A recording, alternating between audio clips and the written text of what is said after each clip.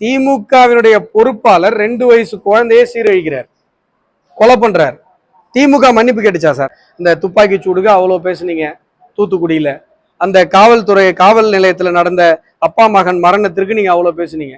எத்தனை காவல் நிலைய மரணங்கள் இந்த 5 ஆண்டுகள் நடந்திருக்கு? ஏதாவது ஒரு விஷயத்துக்கு திமுக பொதுவெளியில வந்து மன்னிப்பு கேட்டிருக்கா? இல்ல என்னுடைய கட்சிக்காரன் இந்த மாதிரி கேவலமான ஒரு செயலை செஞ்சுட்டான், 2 வயசு குழந்தைய சீரழிச்சு கொலை பண்ணிட்டான், நான் மன்னிப்பு கேட்கிறேன், ஸ்டாலின் சொன்னாரா? நீங்க மணிப்பூருக்கு பிரதமர் போனாரா, அங்க பண்ணாரா? மணிப்பூரை பத்தியே கவலைப்பட்டிருந்தா தமிழ்நாட்டை பத்தி யார் சார் கவலைப்படுவா? அவ்வளவு பேசுனீங்க, ஒரு வீடியோ வந்துச்சு ஊன்னு கத்துனீங்க. இன்னைக்கு தமிழ்நாட்டுல 2 வயசு குழந்தைக்கு இந்த மாதிரி ஒரு சூழ்நிலை நடந்திருக்கு. யாராவது அதை பத்தி பேசுனீங்களா? எந்த ஊடகமாவது விவாதம் நடத்துச்சா? திமுக காரன் ஒரு கர்ப்பிணி பெண்ணை காரை ஏற்றி கொண்டு போட்டான், போலீஸ்காரங்களை விடுவிக்கிறாங்க. செய்தி எல்லா ஊடகங்களையும் வருது. திமுக மன்னிப்பு கேட்டுச்சா? முதலமைச்சர் ஏதாவது பேசினாரா? வாய் கீழே பேசுறாரு உதயநிதி ஸ்டாலின், ஏதாவது பொறுப்பேற்றுட்டு பேசினாங்களா? நாங்குநேரியில 2வது கலவரம் பட்டியல் சமூக மக்களுக்கு எதிராக, எதுக்காக ஸ்டாலின் பொறுப்பேற்றுட்டாரா?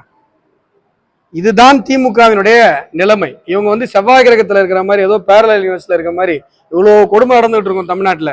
ஸ்டாலின் வந்து நம்பர் 1 ஸ்டேட் அப்படின்னு, நம்பர் 1 மாநிலம், யாராலையும் குறை சொல்ல முடியாது, ஊரே குறை சொல்லுது சார். அதனால திமுகவுக்கு எதிராக மறுமுனையில யார் நிக்கிறான்னா தமிழக மக்கள் நிக்கிறாங்க.